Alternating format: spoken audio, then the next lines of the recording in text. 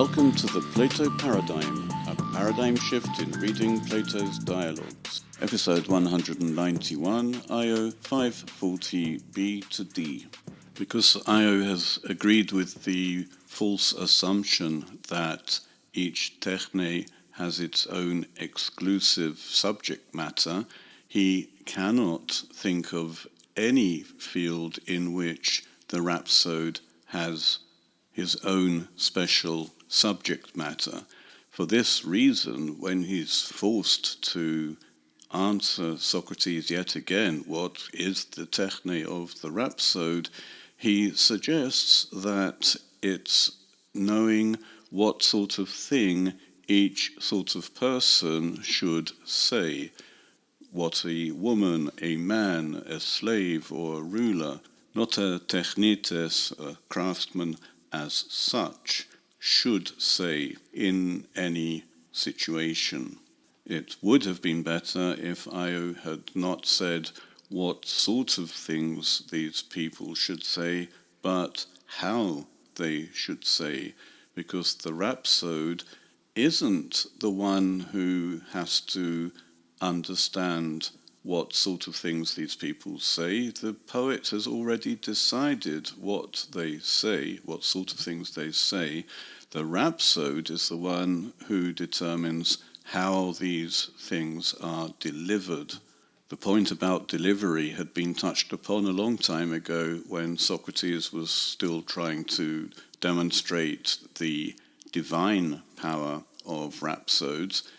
Even Io had agreed that he is the one who makes his audience cry or laugh or be afraid. But when this was talked about, they were still considering rhapsody as some divine power and not a techne.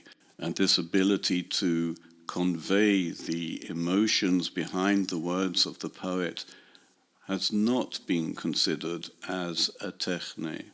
This is the closest we have come to considering the delivery as the techne, but it is still badly formulated as what sort of things the people should say rather than how they say it. It seems to me that the basic flaw here is the assumption that a techne involves knowledge of something, some subject matter, and Io cannot escape this assumption. It also seems to me that Socrates has been trying all along to help Io escape from this assumption. He wants Io to consider the how rather than the what of techne.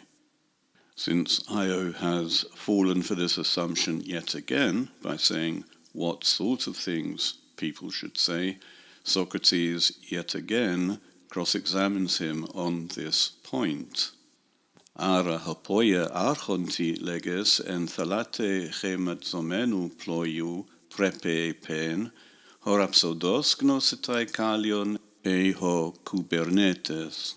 What sort of things it is fitting to say for a ruler, as you say, of a vessel in a storm at sea, will the rhapsode know more finely than the pilot? Uk alaho kubernetes tutoge. No, but rather the pilot, in this at least. Some people might say that Socrates has set a trap for Io, as if Socrates wants Io to fail. But actually Socrates is trying to make Io realize his basic mistake. Yet again, Io has plumped for the option that the techne concerns the subject matter. As so far as subject matter is concerned, the pilot will know what to say better than a rhapsode in any given storm at sea. This is not the case, however, because in Homer, if there is such a situation as a pilot being at sea, we already know what the pilot is going to say.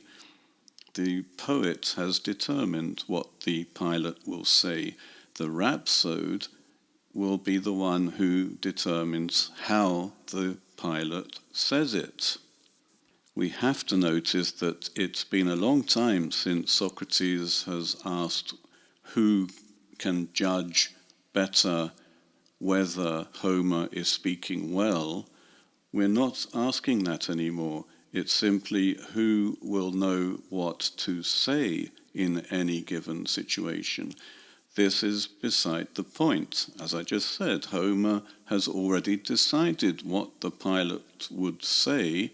All that is left for the rhapsode to do is deliver the words that the pilot says. It's the rhapsode's job to make the audience feel fear, danger, the rocking of the boat, the storm. These, of course, are not parts of the techne of the pilot. It's also worth noting that Socrates has taken the ruler, whom Io had used as the opposite of a slave, and turned him into a pilot of a ship. An archon is actually someone who has a higher position in any organization, and it is usually an administrative job position, not a technical one. That is, it isn't the case that an expert at a techne is called an archon. There is a Greek word which sounds like the commander of a ship, now arches, but that is the commander of a fleet of ships. If an Athenian of this period heard the word archon, they would naturally think of one of the 10 rulers of Athens.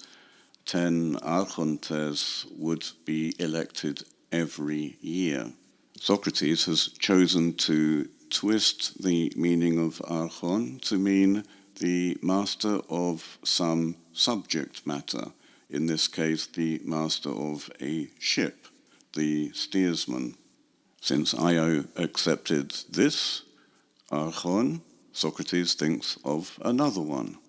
Al hopoia archonti kamnontos prepe epen, ho rhapsodos gnosetai kalion ho iatros. Dead tuto. But what sort of things it is fitting to say for a ruler of someone ill, will the rhapsode know more finely than the physician? Not this.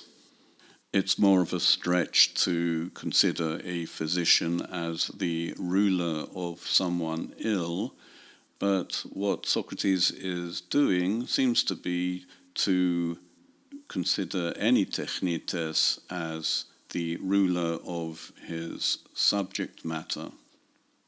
A pilot is the ruler of a ship, a physician is the ruler of someone ill, and so on. We can expect a few more examples to drive the point home. Al hoia doulo prepe leges? Nay. But rather the sort of things fitting to a slave, you mean? Yes. Well, this is a surprise. Socrates has dropped the idea of the ruler and has taken now the opposite, the slave. Hoion bukolo leges doulo ha prepe epen agriainu son boon paramuthomeno horapsodos gnosetai al ho bukolos. Oh, data. What is fitting to say for a slave, you mean, who is an ox herd, saying soothing words when his oxen are irritated. So you're saying that the rhapsode will know, but not the ox herd? No, not at all.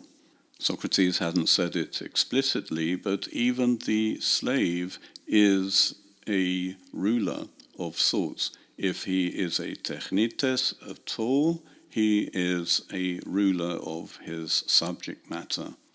This slave is the ruler of his oxen. Al hoia gunaiki preponta estine pen talasiurgo peri erion ergesias. Oh, But the sort of things which are fitting to say for a woman working on spinning about the work of wool. No. This time Socrates doesn't even ask whether the rhapsode will know rather than the woman. When it comes to spinning wool, it's obvious that women know better than men what sort of things to say about it.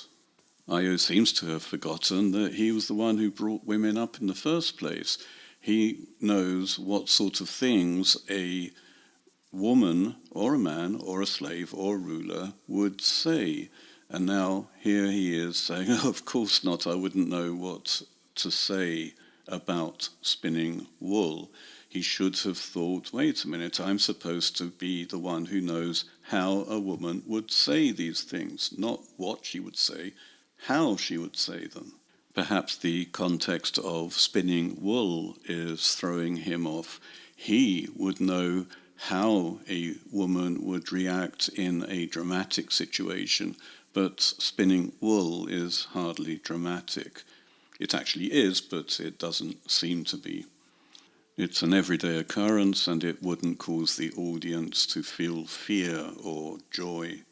The examples of the slave and the woman show that you don't have to be explicitly an archon, a ruler, to be a ruler. Any technites is the ruler of his or her subject matter.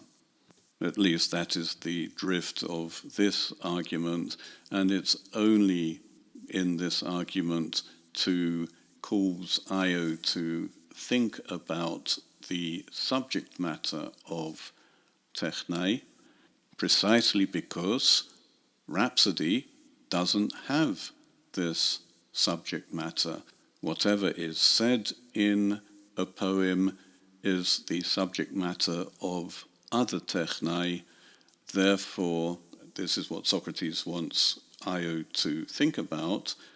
The point of rhapsody is not the subject matter of the poem, but rather the delivery of what is said. And we can see that Io was sort of thinking in that direction when he said that a rhapsode knows what a woman or a man or a slave or a ruler should say. He meant to say, we would say that he meant to say how they speak, not what sort of thing they say. Having said all this, is it the case that Plato has spent all this time writing a dialogue simply in order to make people come to the conclusion that rhapsody is about how to do things and not what is done in the techne? Is this point peculiar to rhapsody, or is it common to all techne?